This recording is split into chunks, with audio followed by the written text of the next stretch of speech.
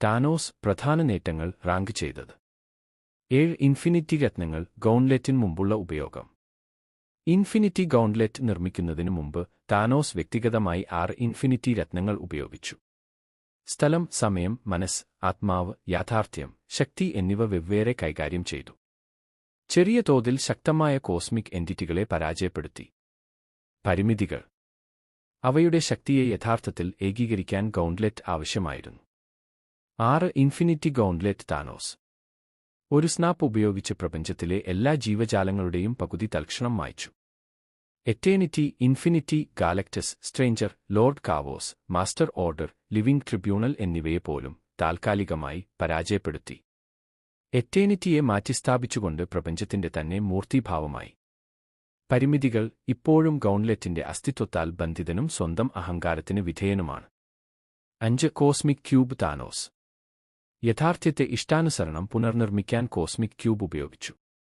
സാർവത്രിക തലത്തിൽ നിയന്ത്രിത ദ്രവ്യവും ഊർജ്ജവും. പരിമിതികൾ. ക്യൂബ് നശിപ്പിക്കപ്പെടാം.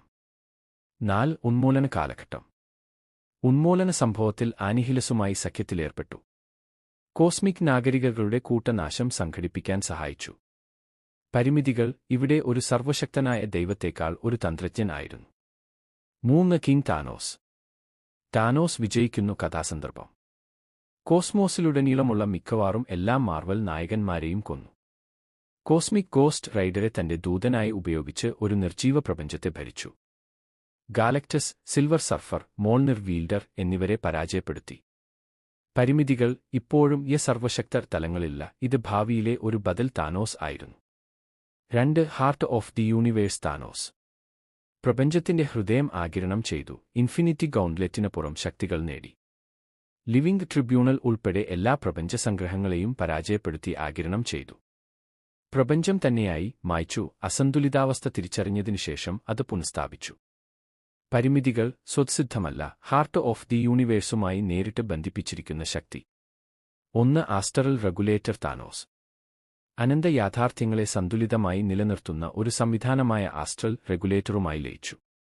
ലിവിംഗ് ട്രിബ്യൂണലിനെ ശാശ്വതമായി മായ്ച്ചു. അനന്തമായ സമയപരിധികളിലൂടെയുള്ള എറ്റേണിറ്റി, ഇൻഫിനിറ്റി, ഡെത്ത്, ഒബ്ലൈവിയൻ എന്നിവരെ കീഴടക്കി. ഒരേ സമയം സന്തുലിതമാക്കുകയും പുനർനിർമ്മിക്കുകയും ചെയ്ത മൾട്ടിവേഴ്സുകൾ. പരിമിതികൾ ഒന്നുമില്ല. അവൻ എല്ലാറ്റിനുമുപരിയായി നിൽക്കുന്നു.